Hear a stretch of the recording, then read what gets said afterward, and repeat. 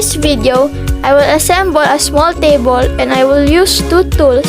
First is the scissor to unbox the table. Second is the screwdriver to tighten the screws.